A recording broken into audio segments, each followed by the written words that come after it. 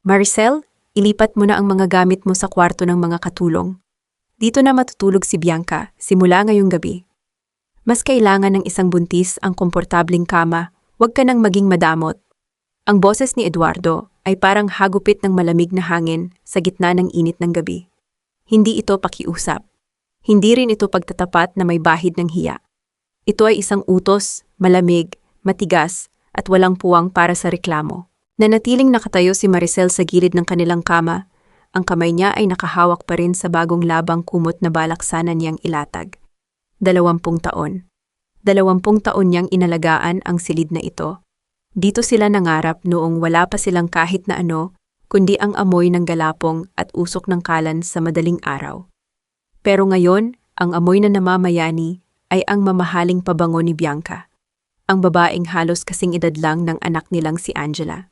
Ed, anong ibig mong sabihin? Pabulong na tanong ni Maricel. Halos hindi lumalabas ang boses niya dahil sa bigat ng dibdib. Kwarto ng mga katulong, asawa mo ako, Ed. Ako ang nagpatayo ng bahay na ito kasama mo. Isang matunog na tawa ang kumawala sa mga labi ni Bianca na nakasandal sa hamba ng pinto. Nakataas ang kilay nito habang pinaglalaruan ang dulo ng kanyang mahabang buhok. Correct, Nay Maricel. Kasama ka noong naghihirap pa siya, pero tingnan mo naman ang sarili mo ngayon. Mukha ka na talagang kasama sa bahay. Masyado ka ng losyang para sa isang CEO na tulad ni Ed. Isipin mo na lang na early retirement mo na ito sa pagiging asawa. Bianca, shut up, saway ni Eduardo. Pero walang talim ang kanyang boses. Lumingon siya kay Maricel nang may halong pagkadismaya. Tingnan mo, pati si Bianca ay napapansin ang kapabayaan mo sa sarili mo. Masyado kang nakafocus sa gawaing bahay. Nakalimutan mo nang dalhin ang sarili mo sa harap ng mga business partners ko. At buntis siya, Maricel. Ang anak ko ang dinadala niya. Ayaw kong mapagod siya sa pag-akyat panaog sa hagdan. Kaya dito muna siya sa master's bedroom. Ang sakit ay unti-unting napalitan ng isang uri ng manhid na mas nakakatakot kaysa sa galit. Tiningnan ni Maricel si Eduardo. Ang lalaking dati ay hinahatiran niya ng baon sa construction site. Ang lalaking ipinangutang niya sa paluwagan para lang may maipambayad sa unang delivery truck ng kanilang negosyo. Ngayon, ang lalaking ito ay nakasuot na ng terno na nagkakahalaga ng 6 na digit at ang turing sa kanya ay basahang tapos ng gamitin. Ang anak mo, ulit ni Maricel. Tumingin siya sa tiyan ni Bianca na wala pa namang bakas ng paglaki. At paano si Angela? Paano kung malaman ng anak mo na pinalayas mo ang nanay niya sa sarili naming kwarto para sa babaeng ito? Angela is old sapat na para maintindihan ang needs ng papa niya, sagot ni Eduardo, habang binubuksan ang closet at nagsisimulang ilabas ang mga damit ni Maricel nang walang pakundangan. Isinasaboy niya ang mga ito sa sahig na parang mga basahan. Huwag mo nang palakihin ang gulo, Maricel. Magpasalamat ka na lang na hindi kita tuluyang pinalalayas sa bahay na ito. Utang na loob mo pa rin sa akin ang bubong na tinitigasan mo. Utang na loob. Ang salitang iyon ang bumasag sa huling hibla ng pagtitimpi ni Maricel. Ang utang na loob na sinasabi ni Eduardo ay ang perang kinita niya mula sa pagtitinda ng puto at kutsinta tuwing madaling araw para lang makatapos ito ng pag-aaral. Ang utang na loob na tinutukoy nito ay ang pag-aalaga niya sa nanay ni Eduardo na si Lourdes noong ma-stroke ito, habang si Eduardo ay abala sa pakikipag-date sa iba't ibang babae sa Makati. Huminga ng malalim si Maricel. Hindi siya sumigaw, hindi siya nagmura. Sa halip, dahan-dahan siyang yumuko at pinulot ang kanyang mga damit sa sahig. Bawat tupi niya ay may kalakip na pangako. Sige, Ed, kung iyan ang gusto mo, sabi niya sa mahinahong boses na ikinagulat ni Eduardo.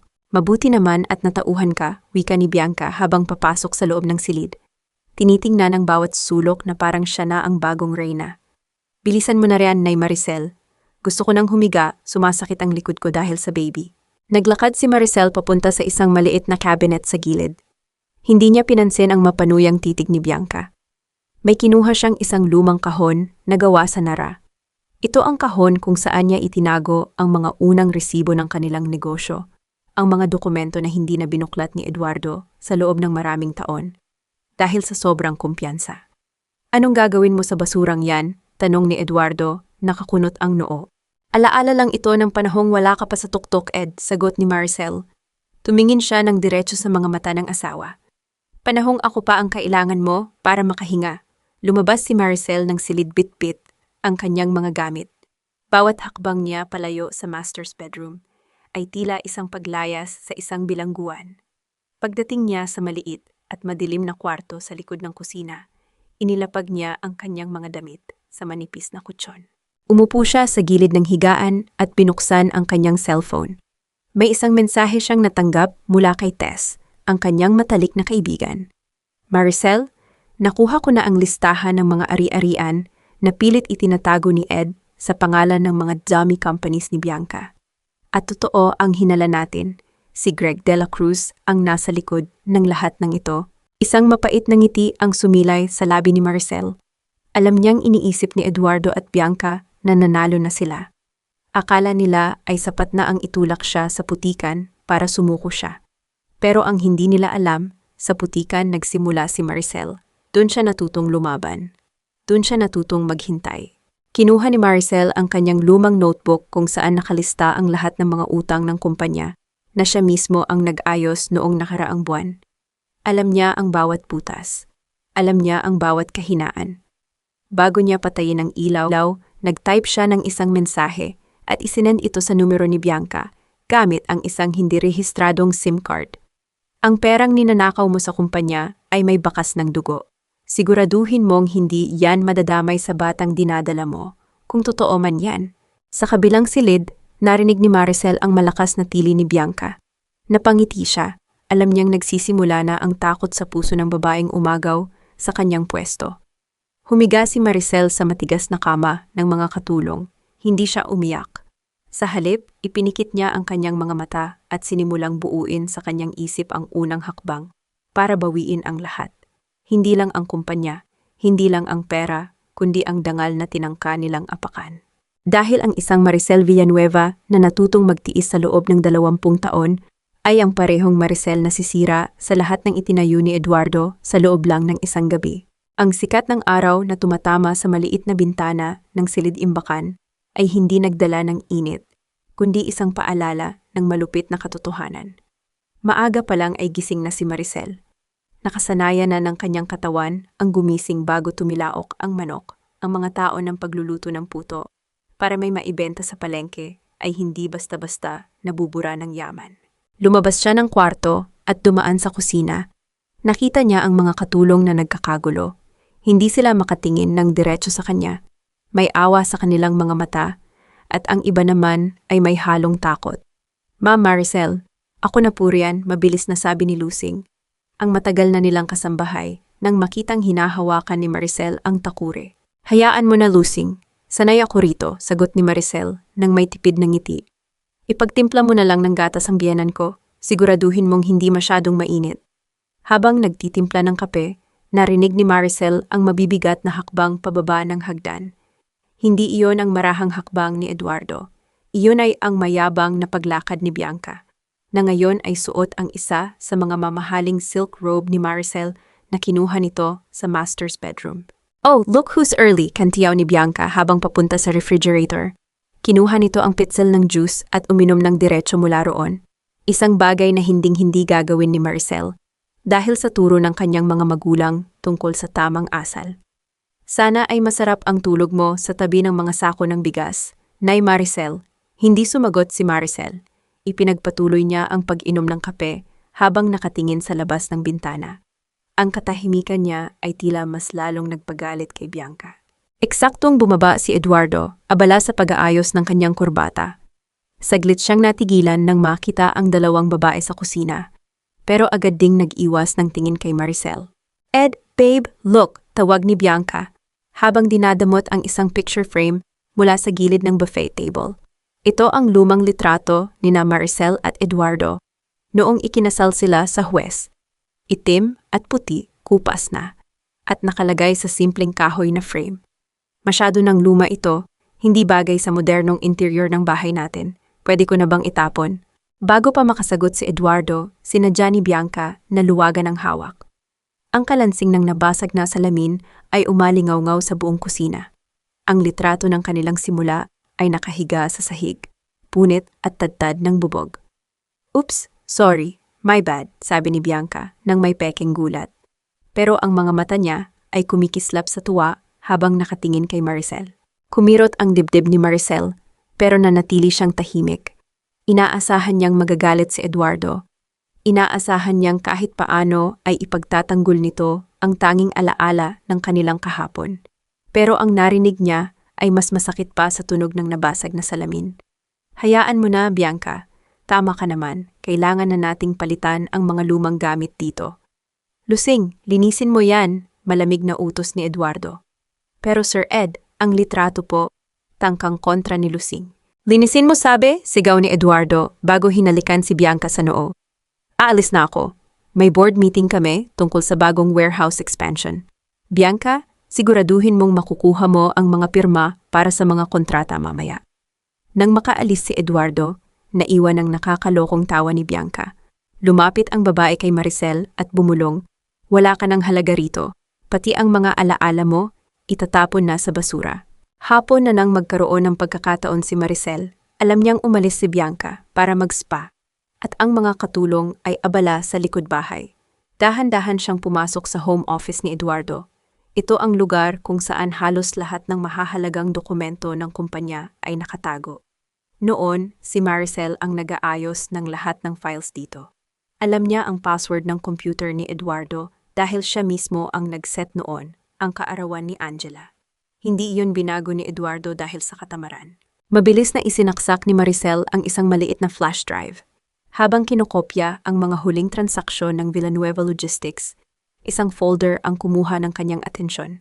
Nakapangalan ito sa isang offshore account sa British Virgin Islands. Greg de la Cruz. Bulong ni Maricel nang makita ang mga serye ng wire transfers.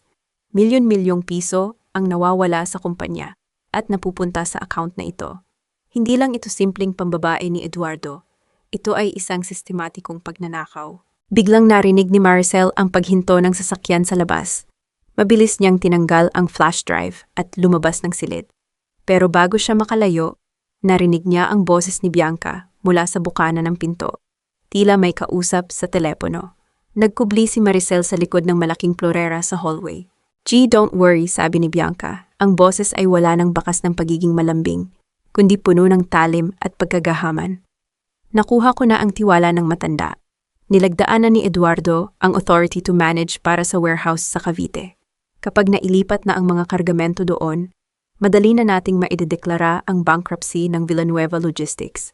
Mapapasakamay mo na ang kumpanyang matagal mo nang gustong wasakin. Tumigil si Bianca at tumawa ng mahina. Si Maricel, wala yon. Isang hampas lupang mananahi lang yon na hindi alam ang pagkakaiba ng assets sa liabilities. Akala niya ay hanggang master's bedroom lang ang labanan. Hindi niya alam na buong buhay na nila ang kukunin natin. Nanigas si Maricel sa kanyang kinatatayuan.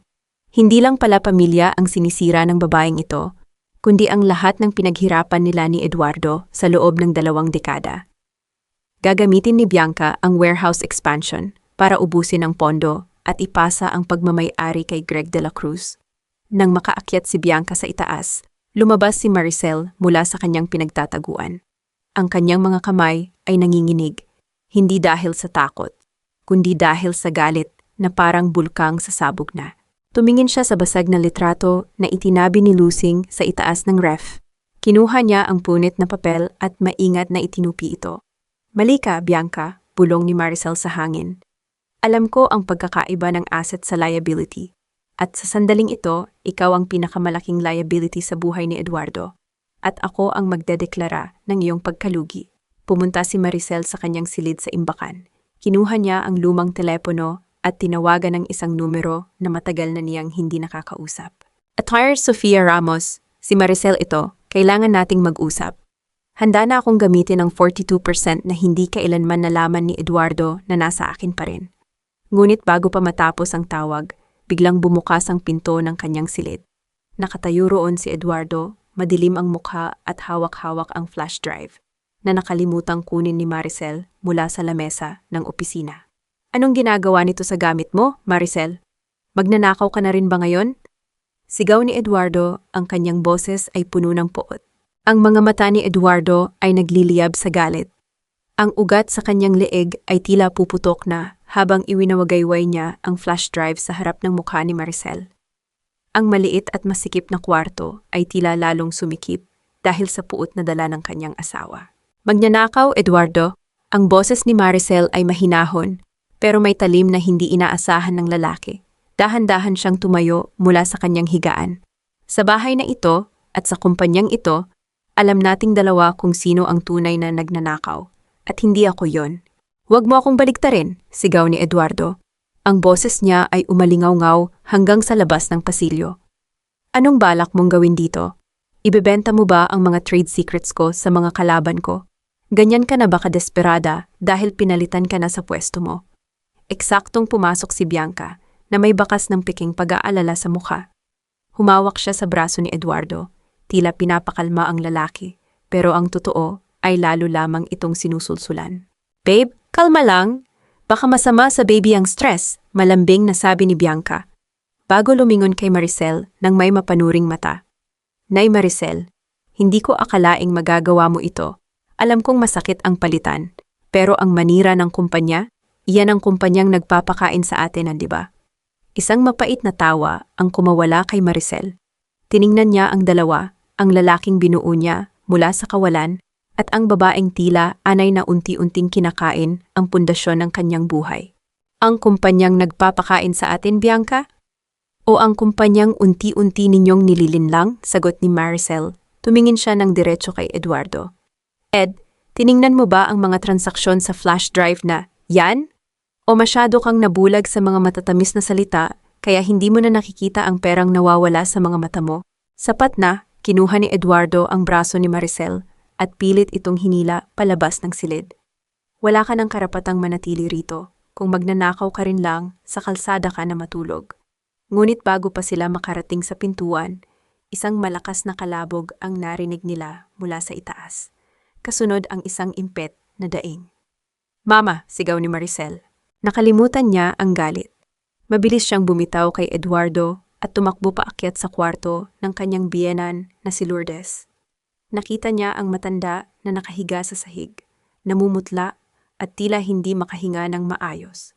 Ang baso ng tubig ay nabasag sa gilid nito. Mama, anong nangyari? Tanong ni Maricel habang maingat na inaalalayan ang ulo ng matanda. Doon lang humabol sina Eduardo at Bianca. Natigilan si Eduardo nang makita ang kalagayan ng kanyang ina. Bakit walang nag-aabantay sa kanya? Galit na tanong ni Eduardo sa mga katulong na nagsisimula ng magsipag-akyat. Sir, sabi po ni Ma'am Bianca, siya na raw po ang mag-aalaga kay Ma'am Lourdes ngayong hapon dahil bonding daw po nila, sagot ni Lusing na hinihingal pa. Lumingon ang lahat kay Bianca. Ang babae ay biglang nagbago ang ekspresyon, naging bakas ng matinding takot at pagsisisi. I just went out for a second to get her some fruits. Hindi ko akalaing tatangka siyang tumayo mag-isa. Mabilis na kumilos si Maricel. Sinuri niya ang pulso ni Lourdes at tiningnan ang mga mata nito. Masyadong mataas ang blood sugar niya. Bianca, anong pinakain mo sa kanya? Wala, just some bird's nest soup na binili ko sa labas. Sabi nila healthy yun, nauutal na sagot ni Bianca. Punong-puno ng asukal ang soup na. Yun, alam mong may diabetes si Mama, sigaw ni Maricel, habang mabilis na kinukuha ang insulin kit sa tabi ng kama.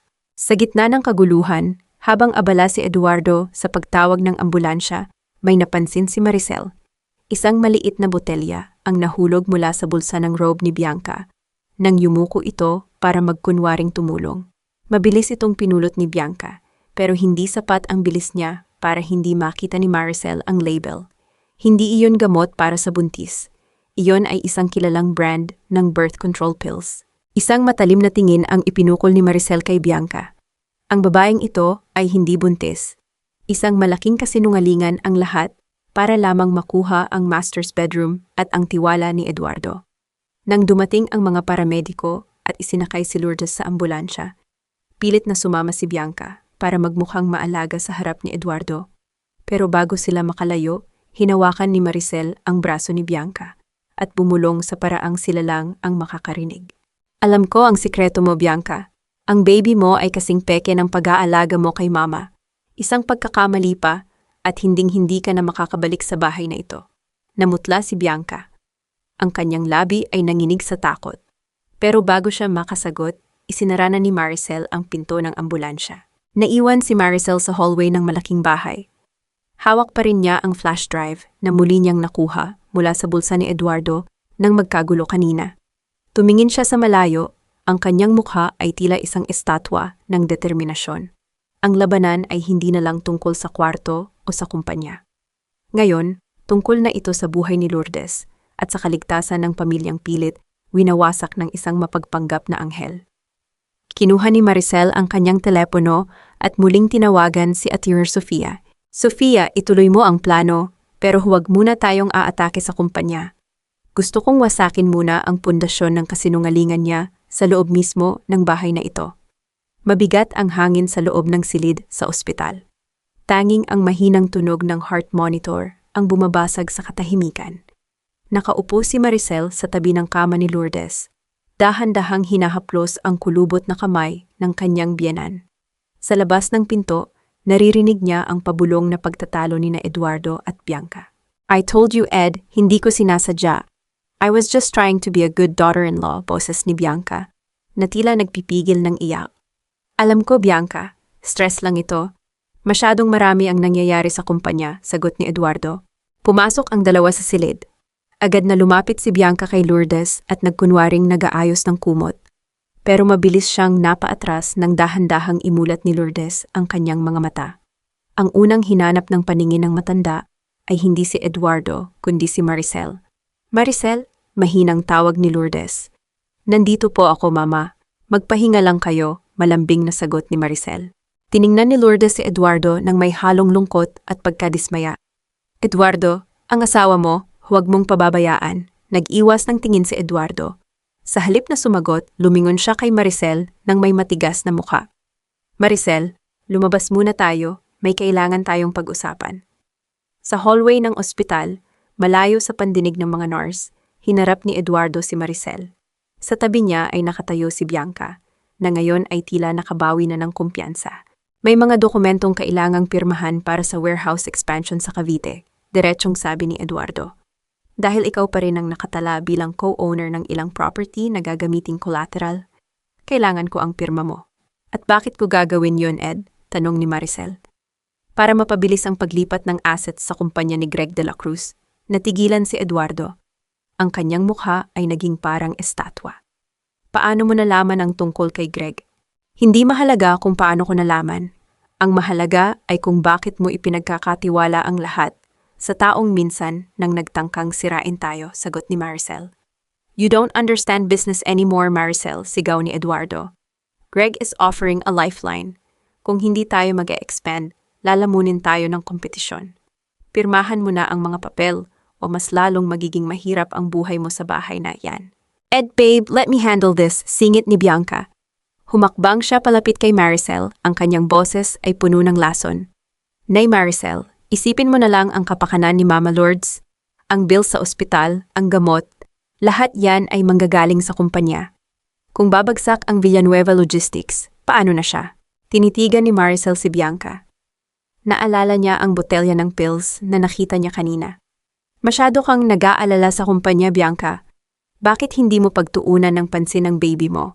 Baka kasi sa sobrang pag-aalala mo sa pera ni Eduardo, makalimutan mong buntis ka pala, kung totoo man yan. Nanlaki ang mga mata ni Bianca, bahagyang nanginig ang kanyang balikat, pero agad siyang sumandal kay Eduardo. Ed, nakikinig ka ba? Pinagbibintangan niya akong nagsisinungaling tungkol sa anak natin. Napakasama ng puso mo, Maricel. Umuwi ka na, Maricel, malamig na utos ni Eduardo. Huwag kang babalik dito hanggat hindi mo dala ang pirmadong dokumento. At huwag mong subukang galitin si Bianca. Baka makalimutan kong asawa pa rin kita sa papel. Hindi na sumagot si Maricel, tinalikuran niya ang dalawa at naglakad palabas ng ospital. Pero sa halip na umuwi, sumakay siya ng taxi papunta sa isang lumang cafe sa Binondo. Doon ay naghihintay si Tess. Inilapag ni Tess ang isang makapal na brown envelope sa lamesa. Nandito na ang lahat, Maricel. Ang koneksyon ni Bianca kay Greg de la Cruz ay mas malalim pa sa inaakala natin. Binuksan ni Maricel ang sobre. May mga litrato roon, mga litrato ni Bianca at Greg sa isang pribadong yate. Mukhang masinsinang nag-uusap. Mayroon ding mga dokumento na nagpapatunay na si Bianca ay dating empleyado sa isa sa mga shell companies ni Greg bago siya pumasok bilang sekretarya ni Eduardo. Hindi lang siya basta kabit, Tess. Siya ay isang espiya, bulong ni Maricel. Higit pa riyan, Maricel, dagdag ni Tess. Si Greg de la Cruz ang taong natalo ni Eduardo sa bidding 15 taon na ang nakakaraan. Ang pagkatalo na yun ang naging dahilan ng pagbagsak ng pamilya niya. Greg has been planning this for a long time. Bianca is his ultimate weapon to take back everything, with interest. Naramdaman ni Maricel ang pagtayo ng kanyang balahibo. Naalala niya ang mga gabing wala si Eduardo dahil sa overtime, kuno. Ang lahat ng iyon ay bahagi ng isang malaking bitag. At ang mas masakit, si Eduardo mismo ang nagbukas ng pinto para sa sarili nilang kapahamakan. Anong plano mo? Tanong ni Tess. Kailangan kong makausap si Noel, sagot ni Maricel. Ang kapatid ni Eduardo ang tanging nakakaalam ng mga pasikot-sikot sa warehouse sa Cavite. Kung mapapatunayan ko na ang expansion na, yun ay isang paraan lang para magpuslit ng mga kargamento. Mabubuwag ko ang tiwala ng mga board members kay Eduardo. Pag-uwi ni Maricel sa bahay, sinalubong siya ng isang madilim na sala. Ngunit sa gitna ng kadiliman, may nakitang anino si Maricel na nakaupo sa sofa. Si Noel. Ate Maricel, tawag ni Noel. Ang kanyang boses ay puno ng pag-aalala. Narinig ko ang nangyari kay Mama. At narinig ko rin ang utos ni Kuya na ilipat ka sa kwarto sa likod. Lumapit si Maricel at hinawakan ang balikat ng kanyang bayaw. Noel, kailangan ko ang tulong mo. Para kay Mama at para na rin sa kumpanya na itinayo natin. Alam ko ang ginagawa nila, ate, sabi ni Noel habang iniaabot ang isang maliit na susi. Ito ang susi sa file cabinet ni Bianca sa opisina. May mga peking invoice doon na hindi alam ni Kuya. Pero mag-ingat ka, ate. Greg de la Cruz is dangerous. Hindi lang pera ang kaya niyang kunin sa atin. Eksaktong bumukas ang pinto ng bahay. Pumasok si Eduardo at Bianca na tila galing sa isang hapunan. Natigilan sila nang makitang magkasama sina Maricel at Noel. Noel, anong ginagawa mo rito kasama ang babaeng yan? Tanong ni Eduardo. Kinukumusta ko lang si ate, Kuya. Tao pa rin siya kung nakakalimutan mo na, sagot ni Noel. Lumapit si Bianca kay Maricel at napansin ang envelope na hawak nito. Ano yan? Ang mga pirmadong papel ba? O baka naman mga sulat pag-ibig mula sa nakaraan mo? Inagaw ni Bianca ang sobre, pero mabilis itong nailayo ni Maricel. Sa pag-aagawan, nalaglag ang isang litrato mula sa sobre. Ang litrato ni Bianca at Greg sa yate. Nanigas ang buong paligid. Tumingin si Eduardo sa litrato, pagkatapos ay kay Bianca. Bianca, bakit mo kasama si Greg de la Cruz? Tanong ni Eduardo, ang boses ay nagsisimulang manginig sa pagdududa. Nanlaki ang mga mata ni Bianca, ngunit sa loob ng ilang segundo, mabilis na nagbago ang kanyang ekspresyon mula sa pagkagulat patungo sa isang mapait na ngiti. Humawak siya ng mahigpit sa braso ni Eduardo, habang ang mga mata niya ay nagsisimulang mangilid ang luha. Babe, hindi ko akalaing gagawin ito ni Maricel sa akin, paghagulgol ni Bianca. Iyan ang tinatago ko sa'yo dahil ayaw kitang ma-stress, si Greg de la Cruz. Tinatangka niyang iharas ako. Pinatawag niya ako sa yate na yan para bantaan. Sabi niya, sisirain niya ang Villanueva Logistics kung hindi ako makikipagtulungan sa kanya. I was trying to protect you, Ed. Kaya ako nakipagkita sa kanya para pakiusapan siyang tigilan na tayo. Natigilan si Eduardo, tiningnan niya ang litrato, pagkatapos ay ang umiyak na si Bianca. Ang pagdududa sa kanyang mga mata ay unti-unting napalitan ng awa at galit, hindi kay Bianca, kundi kay Maricel. Maricel, ano bang klasing tao ka? Sigaw ni Eduardo. Gagamitin mo ang pananakot ng kaaway ko para lang sulsulan ako laban sa babaeng nagdadala ng anak ko? Masyado ka ng desperada. Ed, maniwala ka sa akin, hindi yan ang totoo, tangka ni Noel, pero hinarap siya ni Eduardo. At ikaw, Noel, huwag mong kampihan ang babaeng ito na walang ibang ginawa kundi manira ng pamilya. Duro ni Eduardo sa kanyang kapatid. Umalis na kayo sa harap ko, ngayon din. Hinitak ni Eduardo si Bianca, paakyat sa itaas. Bago sila tuluyang mawala, lumingon si Bianca kay Maricel. Sa likod ng balikat ni Eduardo, nakita ni Maricel ang isang malamig at mapanuyang ngiti sa mga labi ng babae. Isang ngiti na nagsasabing, kahit anong ebidensya ang ibigay mo, ako pa rin ang paniniwalaan niya.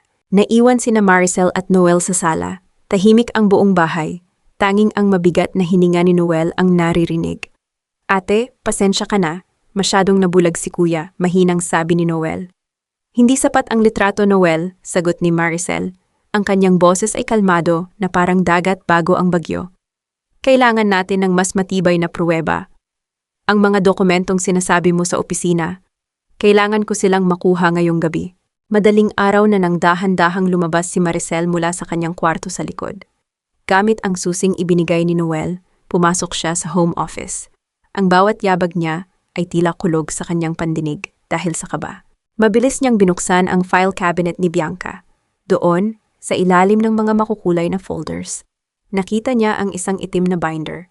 Sa loob nito ay ang mga delivery receipts at invoices para sa warehouse sa Cavite.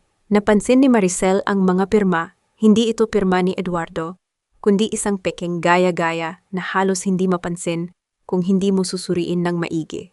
Ngunit may mas malaking nadiskubre si Maricel. Isang kontrata na nagsasaad na ang Villanueva Logistics ay kukuha ng loan na nagkakahalaga ng 100 milyong piso mula sa isang kumpanyang pagmamay-ari ni Greg de la Cruz. Ang collateral, ang mismong titulo ng lupa kung saan nakatayo ang kanilang bahay at ang main office sa Manila. Gugunawin nila tayo, bulong ni Maricel. Biglang bumukas ang ilaw sa opisina. Nakatayo sa pinto si Bianca, suot ang kanyang silk robe at may hawak na baso ng gatas. Wala na ang maskara ng pagkukunwari sa kanyang mukha. Masarap bang maging detective, Nay Maricel? Tanong ni Bianca habang papasok sa loob. Ibinaba niya ang baso sa lamesa at humalukip-kip. Alam mo, bilib din ako sa'yo. Hindi ka basta-basta sumusuko. Pero huli ka na. Nilagdaan na ni Eduardo ang loan agreement kanina bago kami matulog. Bukas na bukas, papasok na ang pera at sisimulan na ang paglipat ng mga kagamitan. Bakit mo ito ginagawa, Bianca? Anong nakuha mo sa pagsira sa buhay ng taong nagmamahal sa'yo? Tanong ni Maricel. Nagmamahal? Tumawa ng malakas si Bianca. Minahal niya lang ako dahil sa katawan ko at sa ideya na mabibigyan ko siya ng anak na lalaki. Si Eduardo ay isang hambog na lalaki na madaling paikutin. At ikaw ang hadlang sa hustisyang nararapat para sa pamilya ko. Lumapit si Bianca kay Maricel, ang mga mata ay nanlilisik. Ang tatay ko ay namatay sa atake sa puso noong talunin siya ni Eduardo sa bidding 15 years ago. Greg de la Cruz is just the tool. Ako ang utak, Maricel. At sisiguraduhin kong bago matapos ang buwan na ito, ikaw at ang biyenan mo ay matutulog na sa kalsada.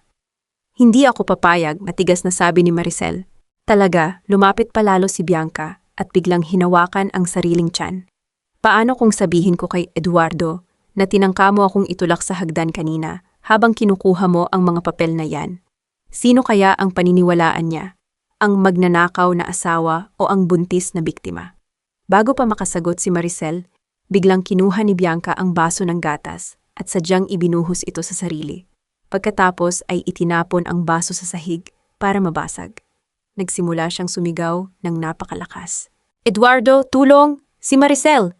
Sasaktan niya ang baby natin! Narinig ang mabilis na yabag ng paa mula sa itaas. Alam ni Maricel na ito na ang bitag. Ngunit sa halip na tumakbo, kinuha niya ang itim na binder at itinago ito sa ilalim ng kanyang damit. Bumukas ang pinto at pumasok si Eduardo. Nagulat sa nakitang basag na salamin at si Bianca na nakaupo sa sahig habang umiiyak. Maricel, ano na namang ginawa mo? Sigaw ni Eduardo. Lumingon si Maricel sa kanyang asawa. Ang takot ay wala na sa kanyang puso. Tanging ang lamig ng determinasyon. Hindi ako ang sumira sa gatas niya, Ed. Pero sisiguraduhin ko sa'yo, ikaw ang unang iiyak kapag nalaman mo kung anong klaseng lason ang pinapasok mo sa buhay natin. Tinalikuran ni Maricel ang dalawa at naglakad palabas. Ngunit sa kanyang paglabas, isang mensahe ang pumasok sa kanyang telepono mula kay Noel na nakabantay sa labas ng bahay. Ate, may masamang balita. May mga lalaking dumating sa warehouse sa Cavite. Sinisimula na nilang kargahin ang mga stocks palabas. Hindi ito expansion, ate. Ninanakawan na tayo sa harap ng mga mata natin. Sa loob ng opisina, ang hangin ay naging kasing bigat ng bakal. Galit na binalingan ni Eduardo si Maricel, habang si Bianca ay patuloy na humihikbi sa sahig. Hawak ang kanyang tiyan na tila ba may malaking pinsalang tinamo. Lumabas ka na, Maricel, sigaw ni Eduardo, ang kanyang boses ay nanginginig sa puot. Bago ko pa magawang kalimutan na naging bahagi ka ng buhay ko, umalis ka na sa harap namin. Hindi kumibo si Maricel. Mahigpit niyang naramdaman ang itim na binder na nakatago sa ilalim ng kanyang maluwag na duster. Tinitigan niya si Eduardo, isang tingin na puno ng pait at awa. Lagi mong pinipili ang maling panig, Ed. At sa pagkakataong ito, ang pagkakamali mo ay hindi lang pera ang kukunin sa'yo, kundi pati ang huling dangal mo. Mabilis na lumabas si Maricel bago pa man maisipan ni Eduardo na kapkapan siya. Dumiretso siya sa laundry area, ang pinakamalayong bahagi ng bahay na hinding-hindi tatapakan ni Bianca dahil sa pandidiri nito sa amoy ng sabon at maruming damit. Doon, sa likod ng mga sako ng labada, itinago ni Maricel ang binder. Ate! Lumingon si Maricel. Si Noel, hinihingal at bakas ang puyat sa mga mata. Noel, anong nangyayari sa warehouse? Pabulong na tanong ni Maricel. Kargado na ang 3 malalaking truck, ate, sabi ng mga tauhan doon. Order daw ni Kuya na ilipat ang mga stocks sa Cavite para sa emergency inventory. Pero alam nating hindi Cavite ang punta nyon, kundi sa pier, para maibenta ni Greg de la Cruz sa black market, paliwanag ni Noel. Kailangan nating kumilos, ate. Kapag nawala ang mga stocks na yan, wala nang saysay ang Villanueva Logistics. Mag-ingat ka muna, Noel. Huwag kang gagawa ng hakbang na ikakapahamak mo, pilin ni Maricel. Asikasuhin ko muna si Mama. Siya ang alas natin sa loob ng bahay na ito. Pagpasok ni Maricel sa silid ni Lourdes, bumungad sa kanya ang amoy ng kulob at tila napabayaan na silid. Ang pagkain sa bedside table ay hindi man lang ginalaw. Isang mangkok ng matamis na prutas na lalong magpapataas ng sugar ng matanda. Si Lourdes ay nakahiga, nakatitig sa kisame, at may luhang dumadaloy mula sa kanyang mga mata. Mama? Tawag ni Maricel. Agad na lumingon ang matanda. Nang makita si Maricel, pilit itong bumangon at humawak sa kamay ng kanyang minugang. Maricel, anak, naririnig ko sila. Naririnig ko ang sigawan sa baba. Anong nangyayari sa anak ko? Bakit siya nagkakaganyan? Hindi sumagot si Maricel. Sa halip, kinuha niya ang daladalang baso ng mainit na tubig at ang inihanda niyang espesyal na lugaw na walang asukal at puno ng sustansya. Huwag niyo na silang isipin, Mama. Nandito ako, hindi ko kayo pababayaan. Habang sinusubuan ni Maricel ang matanda, tila bumalik ang sigla sa mga mata ni Lourdes. Ito ang tinatawag na golden moment. Isang sandali ng kapayapaan sa gitna ng digmaan. Dito naramdaman ni Lourdes ang tunay na pagkalinga, ang pag-aaruga na hindi kailanman kayang ibigay ng isang Bianca. Maricel, patawarin mo ako, hikbi ng matanda. Nabulag din ako. Akala ko ay mas makakabuti para kay Eduardo ang bagong babae dahil magkakaroon siya ng tagapagmana. Pero nakita ko siya kanina, si Bianca. Pumasok siya rito habang wala ka. Tinawanan niya ako. Sabi niya, mamatay na raw ako para hindi na ako maging pabigat sa plano nila. Nanigas ang panga ni Maricel. Sinabi niya, yun sa inyo. Tumango si Lourdes. At may nakita ako, Maricel. Nahulog niya ang isang maliit na pakete ng gamot. Itinago ko ito sa ilalim ng unan ko. Inabot ni Lourdes ang isang pamilyar na foil ng tableta. Birth control pills. Alam ko na po ito, Mama, pero kailangan nating maghintay ng tamang pagkakataon para ipakita kay Eduardo. Sa ngayon, kailangan nating iligtas ang kumpanya. Biglang bumukas ang pinto. Pumasok si Eduardo, bakas ang pagod at frustration sa mukha. Natigilan siya nang makitang magkasama ang dalawa. Maricel? Nandito ka na naman, malamig na sabi ni Eduardo. Hindi mo ba talaga kayang lumayo kahit isang sandali? Pinapakain ko lang ang nanay mo, Eduardo. Ang nanay mo na muntik nang mamatay dahil sa kapabayaan ng babaeng pinili mong pakasalan. Sagot ni Maricel nang hindi tumitingin sa asawa. Hindi nakasagot si Eduardo. Lumapit siya sa bintana at tumingin sa labas. Kailangan nating magbenta ng ari-arian, Maricel? Kumunot ang noo ni Maricel. Ano? Kailangan ng kumpanya ng cash flow. Greg is demanding payment for the logistics insurance. Balak kong ibenta ang lumang bahay natin sa Cebu, ang Puto House. Tila tumigil ang mundo ni Maricel. Ang Puto House ang unang pundasyon ng kanilang buhay. Doon sila nagsimula. Doon ipinanganak si Angela. Iyon ang tanging lugar na itinuturing ni Maricel na sagrado. Hindi mo pwedeng gawin yan, Eduardo. Iyon ang kaluluwa ng pamilyang ito, sigaw ni Maricel. Wala na tayong pagpipilian. Kaluluwa o kumpanya, mamili ka, bulyaw ni Eduardo. Bukod sa Puto House, may buyer na rin para sa mga lumang delivery trucks. Bukas na bukas, pipirmahan ko na ang deed of sale. Napatingin si Maricel kay Lourdes. Ang matanda ay tila mas lalong namutla. Alam ni Maricel na ito na ang simula ng pagguho ng lahat. Kung hahayaan niyang maibenta ang Puto House, mawawalan na siya ng babalikan. Eduardo, huwag mo itong gawin. Pinapakiusap ko sa'yo, pagmamakaawa ni Maricel. Ang kanyang boses ay nanginginig. Tapos na ang usapan, Maricel. Bukas, mawawala na ang bahay na yan sa pangalan natin, sabi ni Eduardo. Bago tuluyang lumabas ng silid, naiwan si Maricel na nakatulala. Ngunit sa gitna ng kanyang kawalan ng pag-asa, naramdaman niya ang mahigpit na piga ni Lourdes sa kanyang kamay. Maricel, ang cabinet sa lumang bahay, sa Cebu, mahinang bulong ni Lourdes. Nandoon ang orihinal na titulo na nakapangalan sa ating dalawa. Hindi niya maibebenta, yun ang wala ang pirma mo, pero kailangan mong mauna sa kanya. Cliffhanger. Isang bagong karera ang nagsimula. Kailangang makarating ni Maricel sa Cebu bago makuha ni Eduardo ang titulo, habang sa likod niya, si Bianca ay nagsisimula ng magplano ng isang aksidente para tuluyang mawala si Maricel sa landas nila. Hindi nag-aksaya ng panahon si Maricel. Alam niyang bawat oras na lumilipas ay isang hakbang, palapit si Eduardo, sa pagbebenta ng kanilang huling alaala sa Cebu. Ngunit bago siya tumulak, kailangan niyang tapusin ang isang laban dito sa Maynila, ang kasinungalingang nagpabulag sa kanyang asawa. Tinawagan ni Maricel si Atifor Sofia. Sofia, kailangan ko ng pabor. May kilala ka bang doktor sa St. Jude Hospital? Yung hindi nabibili ng pera at may integridad. Meron, Maricel, si Dr. Arieta, ang head of obstetrics. Bakit? Tanong ni Sofia. Gusto kong matapos na ang pagpapanggap ni Bianca ngayong araw, matigas na sagot ni Maricel. Sa ospital, kung saan nagpapagaling si Lourdes, sinadya ni Maricel na magpakita. Alam niyang hindi hahayaan ni Bianca na makasama niya ang matanda ng matagal. Gaya ng inaasahan, pagpasok ni Maricel sa lobby, nakita niya si Bianca nakalalabas lang ng elevator. Bitbit ang isang mamahaling designer bag. Oh, nandito ka na naman? Taas kilay na bati ni Bianca. Akala ko ba ay nag-e-empake ka na para sa paglipat mo sa kalsada? Nandito ako para kay Mama Bianca at para na rin sa'yo, sabi ni Maricel. Ang kanyang boses ay kalmado na parang malalim na ilog. Sumama ka sa akin. May appointment tayo kay Dr. Arieta. Nanigas si Bianca. Ang kanyang hawak sa bag ay humigpit. Ano?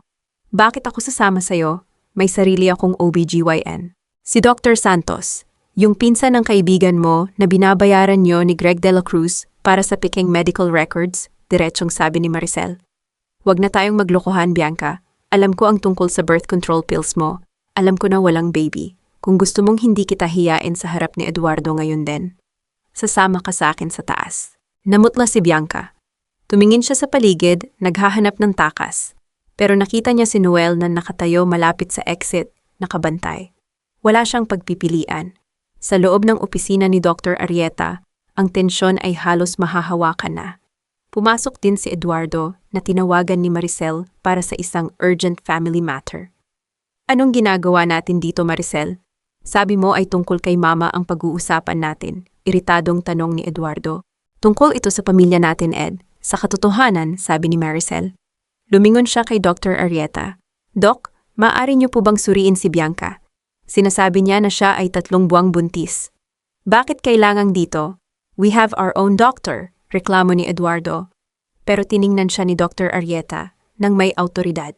Mr. Villanueva, bilang asawa ni Mrs. Maricel Villanueva, na siyang kumuha ng insurance coverage para sa pamilyang ito, may karapatan siyang humiling ng second opinion. Lalo na't may mga gamot na natuklasan sa inyong tahanan na hindi angkop para sa isang nagdadalang tao, paliwanag ng doktor. Pilit na pinasok si Bianca sa examination room. Sa labas, hindi mapakali si Eduardo. Naglalakad siya ng pabalik-balik habang si Maricel ay nakaupo lang ng tuwid, tila isang hukom na naghihintay ng hatol. Pagkalipas ng 15 minuto, lumabas si Dr. Arieta. Kasunod niya si Bianca na nakayuko at tila gustong lamunin ng lupa. Dr. Arieta, kamusta ang anak ko? Agad na tanong ni Eduardo.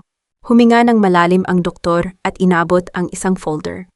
Mr. Villanueva, batay sa ultrasound at blood test na isinagawa namin ngayon lang, walang bakas ng pagbubuntis si Miss Salazar. Sa katunayan, ang kanyang matris ay nagpapakita ng epekto ng pangmatagalang paggamit ng contraceptives. Tila tumigil ang mundo para kay Eduardo. Kinuha niya ang folder at binasa ang resulta. Ang kanyang mga kamay ay nagsimulang manginig. Paano, Bianca? Anong ibig sabihin nito? Sabi mo ay nakita natin ang heartbeat sa ultrasound ni Dr. Santos. Ed, babe, let me explain, hikbi ni Bianca, muling gumagamit ng luha. Ginawa ko lang yun dahil ayaw kitang mawala. Takot ako na kapag nalaman mong hindi ako buntis, babalik ka kay Maricel. I love you so much, Ed. Isang malakas na sampal ang ibinigay ni Maricel kay Bianca. Hindi ito sampal ng selos, kundi sampal ng hustisya para sa lahat ng pambabalasubas na ginawa nito. Huwag mong gamitin ang salitang pag-ibig para pagtakpan ang kasamaan mo, sabi ni Maricel. Pinaniwala mo ang asawa ko sa isang kasinungalingan para makuha ang master's bedroom, para saktan ang biyenan ko, at para ubusin ang yaman ng Villanueva Logistics para kay Greg de la Cruz. Lumingon si Maricel kay Eduardo, na ngayon ay nakasandal sa pader. Tila gumuho ang buong pagkatao. Ngayon, Eduardo, naniniwala ka na ba? Iyan ang babaeng ipinalit mo sa 20 taon nating pagsasama. Iyan ang babaeng sinasabi mong mas kailangan ng komportabling kama kaysa sa akin. Maricel, I'm sorry, nautal na sabi ni Eduardo. Ang sorry mo ay hindi makakapagbalik ng mga stocks na ninakaw sa warehouse. Hindi niya maibabalik ang tiwala ni Mama na muntik mo nang patayin sa sama ng loob, malamig na sabi ni Maricel. At hindi niyan mapipigilan ang pag-alis ko papuntang Cebu. Cebu, anong gagawin mo doon? Tanong ni Eduardo. Kukunin ko ang sakin, Ed. Ang titulo ng Puto House na nakapangalan sa akin at kay Mama, sagot ni Maricel. Dahil simula ngayong araw, wala ka ng karapatang hawakan ang anumang pag-aari ko. Cliffhanger. Habang paalis si Maricel ng ospital, isang hindi kilalang lalaki ang nakasunod sa kanya sa parking lot. Sa loob ng sasakyan ni Bianca, nakita siyang galit na tumatawag sa telepono. Greg, nalaman na nila. Tapusin mo na si Maricel bago siya makarating sa airport. Ngayon na. Sa loob ng tahimik na silid sa ospital, ang tanging naririnig ay ang mahinang paghinga ni Lourdes. Nakatitig siya sa bintana, pinagmamasdan ang unti-unting paglubog ng araw, habang si Maricel ay abala sa pag-aayos ng mga gamit para sa biyahe patungong Cebu. Anak, mahinang tawag ni Lourdes. Tumigil si Maricel at lumapit sa higaan ng biyenan. Bakit po, Mama? May masakit ba sa inyo? Umiling ang matanda at sa unang pagkakataon sa loob ng maraming taon, hinawakan niya ang kamay ni Maricel nang may ganoong higpit at pagmamahal. Ang kanyang mga mata ay punong-puno ng pagsisisi. Patawarin mo ako, Maricel, hikbi ni Lourdes. Patawarin mo ako kung naging bulag ako. Akala ko dahil matanda na ako, kailangan kong kampihan ang anak ko kahit mali siya. Akala ko ang pagdating ni Bianca ang magdadala ng bagong buhay sa pamilyang ito. Pero nagkamali ako. Ikaw ang tunay na buhay ng pamilyang ito. Naramdaman ni Maricel ang pamumuo ng luha sa kanyang sariling mga mata. Ang lahat ng hirap, ang lahat ng pang-iinsulto, at ang paglipat sa kanya sa kwarto ng katulong, lahat ng iyon ay tila gumaan dahil sa mga salitang ito. Wala na po yun, Mama. Ang mahalaga ay ligtas kayo, sagot ni Maricel. Hindi, anak. Hindi sapat ang sorry, sabi ni Lourdes habang pilit na bumabangon. Inabot niya ang maliit na susi na laging nakasabit sa kanyang leeg, kasama ng kanyang medalyon. Pumunta ka sa bahay, sa ilalim ng altar, sa loob ng nakatagong cabinet sa dingding, may isang lumang kahon na bakal. Ang asawa ko, ang tatay ni Eduardo. Iniwan niya yun sa akin bago siya mamatay. Kumunot ang noo ni Maricel. Anong laman yun, Mama? Isang kasunduan sa korporasyon at ang kanyang huling testamento, bulong ni Lourdes. Alam ng tatay ni Eduardo na may kahinaan ang anak niya sa tukso. Kaya nakalagay doon, kung ang CEO ng Villanueva Logistics ay gagawa ng anumang hakbang na maglalagay sa pamilya sa kahihiyan o panganib ng pagkalugi. Dahil sa immoral na gawain, ang lahat ng proxy voting rights ng pamilya ay automatikong malilipat sa kanyang asawa. Sa iyo, Maricel. Napatigagal si Maricel. Ito ang alas na hindi kailanman inakala ni Eduardo na umiiral. Hindi lang ito tungkol sa 42% na kofan ni Maricel. Ito ay tungkol sa kabuuan ng kontrol sa korporasyon. Kunin mo yon bago makuha ni Eduardo. Dahil alam kong gagamitin niya ang lahat para mabayaran ang utang niya kay Greg, bilin ni Lourdes. Eksaktong bumukas ang pinto. Pumasok si Eduardo. Mukha siyang haggard, gusot ang terno, at tila hindi nakatulog. Ngunit sa kabila ng pagkakabisto kay Bianca sa ospital kanina, may kakaibang tigas pa rin sa kanyang mukha.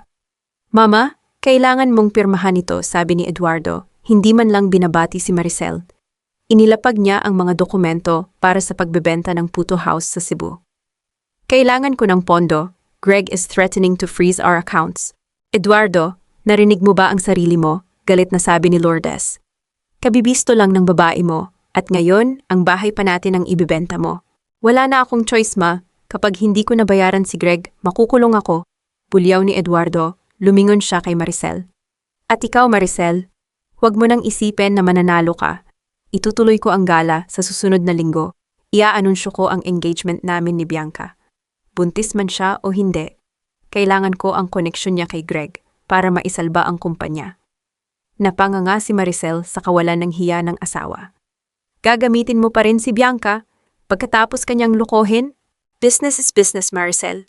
At ikaw, wala ka ng puwang sa business na ito, sabi ni Eduardo bago lumabas at malakas na isinarado ang pinto. Tumingin si Maricel kay Lourdes. Ang matanda ay tumango, tila binibigyan siya ng basbas. Sige na, Maricel, pumunta ka na sa Cebu. Kunin mo ang titulo at pagbalik mo, gamitin mo ang kahon na bakal. Ipakita mo sa anak ko kung sino ang tunay na haligi ng Villanueva Logistics. Sa labas ng ospital, habang papunta si Maricel sa parking lot, naramdaman niyang may sumusunod sa kanya.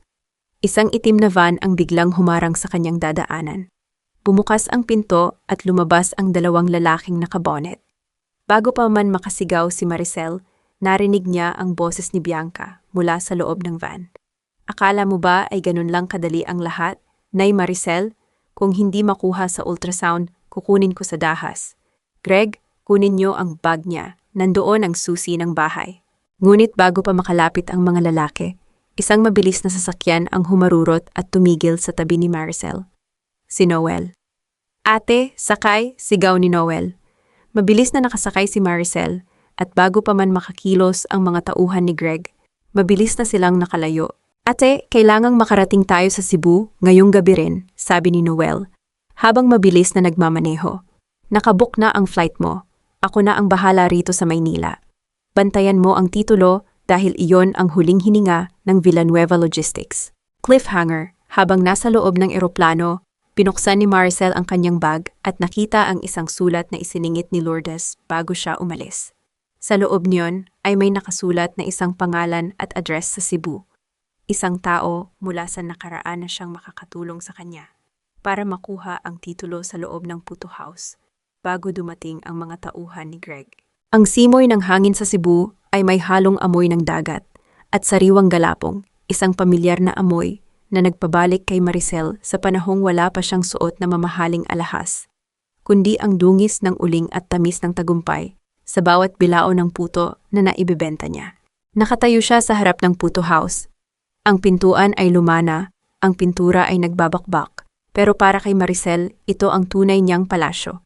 Dito siya nangarap bago siya dinala ni Eduardo sa Maynila para ikulong sa isang gintong hawla. Ate Maricel, ikaw na ba yan?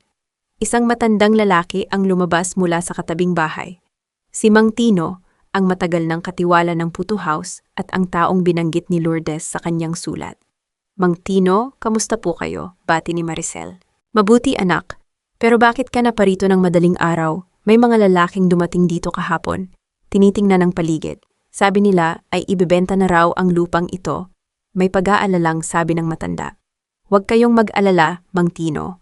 Hindi ko hahayaang mangyari yun, matatag, na sabi ni Maricel. Mabilis silang pumasok sa loob. Sa ilalim ng altar na gawa sa Nara, gaya ng sinabi ni Lourdes, hinanap ni Maricel ang nakatagong cabinet. Gamit ang maliit na susi mula sa kanyang biyenan, nabuksan niya ang isang maliit na pinto sa dingding. Doon ay nakita niya ang kahon na bakal. Ngunit bago pa niya ito mailabas, narinig niya ang tunog ng gulong ng sasakyan sa labas. Isang itim na SUV. Maricel, alam kong nahanap mo na ang kahon.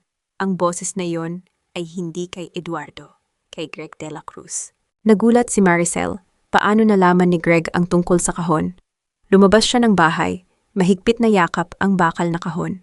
Nakita niya si Greg na nakatayo sa tabi ng sasakyan, kasama ang 3 armadong lalaki.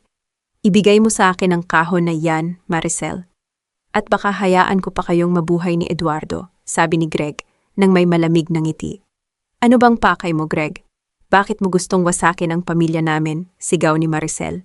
Wasakin? Tinatapos ko lang ang sinimulan ni Eduardo 15 years ago.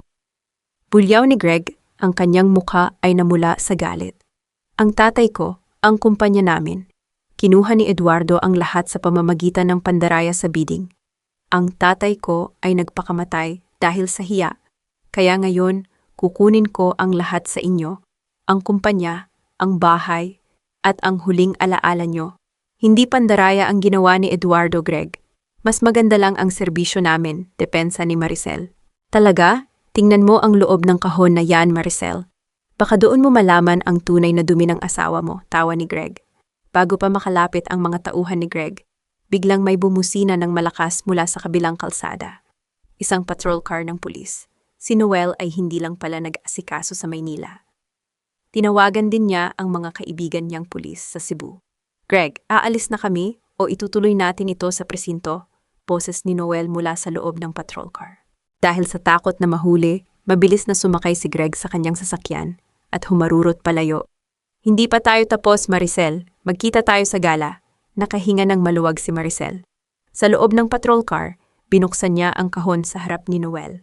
Doon ay nakita niya ang orihinal na titulo ng Puto House at ang testamento ng tatay ni Eduardo.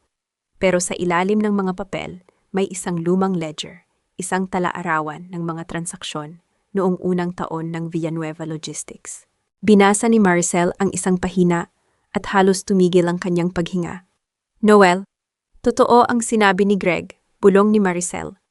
Nagbayad si Eduardo ng malaking halaga sa mga opisyal para manalo sa bidding 15 taon na ang nakakaraan. Ang kumpanyang ito, ang yaman natin, ay itinayo sa isang kasinungalingan. Ate, anong gagawin natin? Tanong ni Noel. Tumingin si Maricel sa labas ng bintana habang pabalik sila sa airport. Ang kanyang mukha ay tila naging bakal. Itutuloy natin ang plano, Noel. Pero hindi na lang ito tungkol sa pagpapabagsak kay Bianca. Ito ay tungkol sa paglilinis ng pangalan ng mga Villanueva. Kung kailangang gibain ng kumpanya para itayo ito ng may dangal, gagawin ko. Pagbalik sa Maynila, 3 araw bago ang gala, pumunta si Maricel sa isang sikat na botika. Bumili siya ng pinakamahal na gown, kulay ginto at itim. Hindi siya magtatago, hindi siya iiyak. Sa gabi bago ang gala, tinawagan siya ni Eduardo. Maricel, huwag kang magtatangkang pumunta sa party bukas. I've already announced the engagement and the merger. Your history, sabi ni Eduardo. Ed, mahinahong sabi ni Maricel. Sabi mo ay business is business, di ba? Bukas, ipakikita ko sa'yo kung anong klaseng negosyante ang pinatira mo sa kwarto ng katulong. Cliffhanger, ang gabi ng gala. Nakasuot ng gown si Bianca, handang tanggapin ang diamond ring mula kay Eduardo sa harap ng buong Makati Elite. Ngunit sa entrance ng ballroom, bumukas ang pinto at pumasok si Maricel. Hindi bilang isang asawang nagmamakaawa, kundi bilang ang bagong may-ari ng Villanueva Logistics. Hawak ang dokumentong magpapabago sa buhay ng lahat. Ang ballroom ng isang sikat na hotel sa Makati ay nagniningning sa ilalim ng mga dambuhalang chandelier. Naroon ang mga pinakamalalaking pangalan sa mundo ng negosyo. Suot ang kanilang mga terno at gown na nagkakahalaga ng milyon. Sa gitna ng entablado, nakatayo si Eduardo. Hawak ang isang baso ng champagne, habang sa tabi niya ay si Bianca na mukhang isang reyna, sa kanyang puting gown na puno ng kristal. Ngayong gabi, hindi lang natin ipinagdiriwang ang 20 taon ng Villanueva Logistics. Anunsyo ni Eduardo sa mikropono. Ang boses ay puno ng kayabangan. Ipinagdiriwang din natin ang bagong simula. Ang pagsasanib ng aming kumpanya sa De La Cruz Holdings at ang aking nalalapit na pagpapakasal sa babaeng nagbigay sa akin ng bagong pag-asa, si Bianca Salazar. Nagpalakpakan ang mga tao. Ngunit bago pa man maisuot ni Eduardo ang diamanting singsing sa daliri ni Bianca, ang malalaking pinto ng ballroom ay bumukas ng malakas. Tumigil ang lahat. Ang bawat mata ay nabaling sa pinto. Doon ay nakatayo si Maricel. Hindi siya ang losyang na asawang nakita nila sa mga nakaraang buwan. Nakasuot siya ng isang long lay na gown na kulay itim at ginto. Ang kanyang buhok ay maayos na nakapusod. At ang kanyang tindig ay tila isang tunay na donya. Sa tabi niya ay si Atirn Sofia at si Noel, na parehong seryoso ang mga mukha. Maricel, gulat na sambit ni Eduardo. Security, ano pang hinihintay nyo? Ilabas ang babaeng yan, wala siyang imbitasyon. Hindi ko kailangan ng imbitasyon sa bahay na ako ang nagpatayo, Eduardo. Malamig na sabi ni Maricel, habang naglalakad sa gitna ng ballroom. Ang tunog ng kanyang takong ay umalingaw-ngaw sa katahimikan. Anong kaguluhan ito, babe? Tanong ni Bianca, na pilit itinatago ang kaba sa kanyang boses. Maricel, huwag ka namang mag-eksena rito. Nakakahiya sa mga guests. Hiya? Ngumiti si Maricel, isang ngiting tila hiwa ng patalim. Pag-usapan natin ang hiya, Bianca. Ed, bago mo isuot ang singsing na yan, baka gusto mo munang panoorin ang inihanda naming tribute para sa kumpanya. Bago pa makakilos si Eduardo, tinanguan ni Maricel si Noel. Biglang namatay ang mga ilaw at bumukas ang malaking LED screen sa likod ng entablado. Ngunit hindi mga barko o trucks ang lumabas. Ito ay mga screenshots ng email, bank transfers, at isang malinaw na video recording mula sa isang nakatagong camera. Sa video, kitang-kita si Bianca at Greg Dela Cruz sa loob ng isang madilim na sasakyan. Kapag bankrupt na si Eduardo, atin na ang lahat ng warehouse sa Cavite. Ang tanga niya, Greg, akala niya talaga ay buntis ako. Maririnig ang boses ni Bianca sa video. Good job, Bianca. Pagkatapos ng gala, pipirmahan na niya ang huling transfer. At doon, wala na silang babalikan, sagot ni Greg sa video. Ang buong ballroom ay napuno ng bulungan. Ang mukha ni Bianca ay naging kasing puti ng kanyang gown. Si Eduardo naman ay tila nanigas. Ang kanyang kamay na may hawak na singsing ay nanginginig sa galit at hiyang hindi mapaliwanag. Fake news yan. Ed, edit lang yan ni Maricel. Gusto niya tayong sirain. Sigaw ni Bianca, desperadang humahawak sa braso ni Eduardo. Shut up, sigaw ni Eduardo bago pilit na tinabig si Bianca. Lumingon siya kay Maricel, ang kanyang mukha ay punong-puno ng puot. Kahit anong dumi ang ilabas mo, Maricel, ako pa rin ang CEO. Ako pa rin ang may hawak ng kumpanyang ito. At bukas na bukas, palalayasin kita sa bahay ko. Diyan ka nagkakamali, Eduardo, singit ni Attorney Sofia habang inilalabas ang mga dokumento mula sa kahon na bakal. Ayon sa huling testamento ng iyong ama, na siyang founder ng Villanueva Logistics, mayroong moral turpitude clause ang iyong pamumuno. Sa sandaling malagay ang kumpanya sa panganib dahil sa iyong imoralidad at kapabayaan, ang lahat ng iyong voting rights at control sa management ay automatikong malilipat sa iyong asawa. Hindi totoo yan, patay na ang tatay ko, bulyaw ni Eduardo. At bukod doon, dagdag ni Maricel, inilabas niya ang titulo mula sa Cebu. Ang lahat ng lupa kung saan nakatayo ang mga warehouse nyo ay nakapangalan sa akin at kay Mama Lourdes. At dahil hindi ako pumirma sa anumang loan agreement sa kumpanya ni Greg, ang merger nyo ay void. Ibig sabihin, Eduardo, wala kang kumpanyang ibibigay kay Greg at wala ka ring kumpanyang matitira para sa sarili mo. Biglang lumitaw si Lourdes sa gilid ng entablado, naka-wheelchair at itinutulak ng isang nurse. Lumapit ang matanda kay Eduardo at sa harap ng lahat, binigyan niya ang kanyang anak ng isang malakas na sampal. Binigyan kita ng lahat, Eduardo, pero mas pinili mong pumatay ng dangal para sa isang babaeng hindi ka naman totoong minahal. Sigaw ni Lourdes nang may luha sa mga mata. Lumingon si Maricel kay Greg Dela Cruz na kanina pa balak tumakas sa gilid. Greg, ang mga ebidensya ng pagnanakaw niyo ni Bianca ay nasa kamay na ng NBI. Huwag ka nang magtangkang lumabas dahil naghihintay na sila sa parking lot. Nanlulumo na napaupo si Eduardo sa entablado. Si Bianca naman ay tinangkang tumakbo, ngunit agad siyang hinarang ng security na ngayon ay sumusunod na sa utos ni Maricel. Tumingin si Maricel sa mga stockholder na naroon. Ladies and gentlemen, ang Villanueva Logistics ay hindi magsasara. Ngunit simula sa gabing ito, magkakaroon tayo ng bagong liderato. Isang liderato na itinayo sa katapatan, hindi sa kasinungalingan. Lumapit si Maricel kay Eduardo, kinuha niya ang baso ng champagne mula sa kamay nito, at dahan-dahang ibinuhos ang laman sa sahig sa paanan ng asawa. Ed, sabi mo sa akin sa kwarto ng mga katulong noon, magpasalamat ako dahil may bubong pa ako sa itaas ng ulo ko, bulong ni Maricel. Ngayon, baliktad na.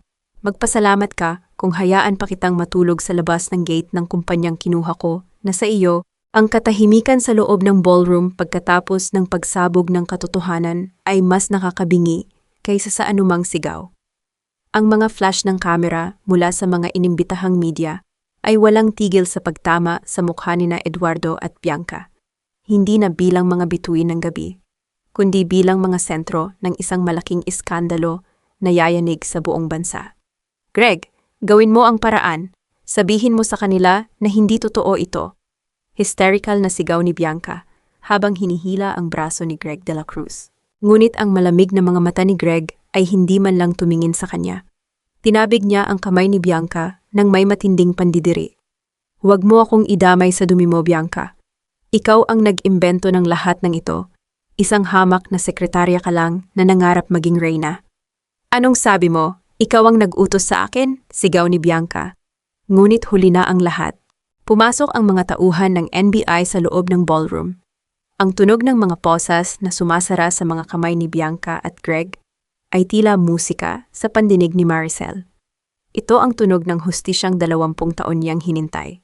Hindi lang para sa kanyang sarili, kundi para sa dangal ng pamilya Villanueva na binalahura ng kasakiman. Maricel, pakiusap. Pag-usapan natin ito, gumagapang na lumapit si Eduardo sa paanan ng kanyang asawa. Nawala na ang hambog na CEO. Ang nakaharap ni Maricel ay isang lalaking durog, lito, at punong-puno ng takot. Para kay Angela, para sa pagsasama natin, nung nagtitinda ka pa ng puto, wag mo akong itapon sa kalsada. Tinitigan siya ni Maricel ng matagal. Walang galit sa kanyang mga mata, tanging isang malalim na pagod. Iyon ang problema mo, Eduardo. Ang tingin mo sa akin ay ang babaeng nagtitinda lang ng puto. Hindi mo nakita na habang pinapalaki ko ang kumpanyang ito, pilit mo itong binubutas mula sa loob. Ang sorry mo ay para sa sarili mo, hindi para sa akin o kay mama. Lumapit si Ate Sofia at inabot kay Eduardo ang isang asul na folder. Mr. Villanueva, ang utos ng korte ay pinalna. Simula ngayong gabi, bawal ka nang lumapit sa anumang property ng Villanueva Logistics sa loob ng 300 metro. Ang iyong mga personal na gamit ay ipinadala na sa isang maliit na apartment na binayaran ni Mrs. Maricel para sa iyong unang buwan. Iyon na ang huling tulong na matatanggap mo mula sa kanya. Nang mailabas na ng mga awtoridad ang mga salarin, hinarap ni Maricel ang mga stockholders na naiwan. Alam ko ang dumi ng nakaraan ng kumpanyang ito. Panimula niya, ang boses ay matatag at puno ng awtoridad. Nalaman ko ang tungkol sa bidding 15 taon na ang nakakaraan. At bilang bagong namumuno, sisiguraduhin kong itatama ko ang lahat ng pagkakamali ni Eduardo. Kinabukasan, ang balita tungkol sa pagbagsak ni Eduardo Villanueva at ang pag-akyat ni Maricel bilang kauna-unahang babaeng chairman at CEO ay nasa lahat ng pahayagan. Ngunit hindi doon tumigil si Maricel. Sa kanyang unang araw sa opisina bilang pinuno, tinawagan niya si Noel. Noel, nahanap mo na ba siya? Opo, ate, nandito na siya sa lobby, sagot ni Noel. Isang matandang lalaki na may mga gasgas sa kamay at suot ang isang lumang barong ang pumasok sa opisina ni Maricel. Siya si Mang Carding. Ang empleyadong sinisante ni Eduardo, 10 taon na, ang nakakaraan ng pagbintangan itong nagnakaw ng kagamitan sa warehouse. Isang krimen na si Greg de la Cruz pala ang gumawa para i-frame ang kumpanya. Mang Carding, pasensya na po sa lahat ng pinagdaanan niyo, sabi ni Maricel habang tumatayo para kamayan ang matanda. Gusto ko po kayong bumalik sa Villanueva Logistics. Hindi lang bilang empleyado, kundi bilang Chief of Operations ng aming main warehouse. At ang lahat ng sahod na nawala sa inyo sa loob ng 10 taon ay ibibigay namin ng buo, may interes. Napaluha ang matanda. Salamat po, Ma'am Maricel. Akala ko po ay mamamatay na akong bit-bit ang maling paratang na yun. Sa kumpanyang ito, Mang Carding, ang katotohanan ay hindi na itatago sa ilalim ng mga peking dokumento, pangako ni Maricel. Habang naglilinis ng kanyang bagong opisina, May nakitang isang maliit na sobre si Maricel sa loob ng kanyang drawer. Galing ito kay Eduardo na isinulat bago ito tuluyang umalis ng bahay kaninang madaling araw. Maricel, tama ka. Nawala ang lasa ng puto sa buhay ko dahil sa sobrang paghahangad ng kinang ng ginto. Sana ay mapatawad mo ako balang araw, pero alam kong hindi ko na muling mahahawakan ang kamay na nagbuo sa akin mula sa wala. Pinunit ni Maricel ang sulat at itinapon ito sa basurahan. Hindi dahil sa galit, kundi dahil alam niyang wala ng saysay ang mga salitang huli na. Ang kanyang puso ay wala ng puwang para sa nakaraan. Punong-puno na ito ng plano para sa kinabukasan. Ngunit bago matapos ang araw, isang tawag ang natanggap niya mula sa ospital. Ma'am Maricel, si Mama Lourdes po, gising na po siya ng tuluyan at naghahanap sa inyo. Pero may kasama po siyang isang estranghero na nagsasabing may mahalaga raw pong impormasyon tungkol sa tunay na magulang ni Angela. Nanigas si Maricel. Isang lihim na naman ba ang naghihintay na sumabog? Tumingin siya sa litrato ng kanyang anak na si Angela sa ibabaw ng lamesa. Noel, ihanda mo ang sasakyan, utos ni Maricel. Pupunta tayo sa ospital. Mukhang hindi pa tapos ang mga sorpresa ng pamilyang ito. Mabilis ang tibok ng puso ni Maricel habang naglalakad sa pasilyo ng ospital. Ang bawat hakbang niya ay tila may kasamang bigat ng 20 taong puno ng lihim at sakripisyo. Kasunod niya si Noel na seryoso ang mukha, handang protektahan ang kanyang ate Maricel sa anumang bagong unos na darating. Pagpasok sa silid ni Lourdes, bumungad sa kanila ang isang matandang babae na may puting buhok at simpleng pananamit. Katabi nito si Lourdes na nakaupo na sa kama. May bakas ng matinding emosyon sa mga mata. Ate Maricel, ito si Nanay Elena, pakilala ni Noel. Siya ang midwife na tumulong sa'yo noong ipanganak mo si Angela sa Cebu. Napatigil si Maricel. Naalala niya ang gabing iyon, ang ulan, ang hirap, at ang takot, dahil wala si Eduardo sa tabi niya. Nanay Elena, anong ginagawa niyo rito? Maricel, anak. Basag ang boses ni Nanay Elena. Matagal kong dinala ang bigat na ito sa aking konsensya.